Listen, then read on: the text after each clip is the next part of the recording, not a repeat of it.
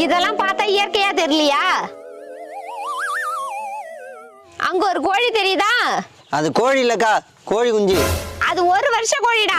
நீ தானே கேட்ட இயற்கை முறையில் வளர்ந்த நாட்டு கோழி வேணும்னு. கொஞ்சம் வெயிட்டான கோழியா காட்டுங்க. அந்த கோழி ஓகேவா?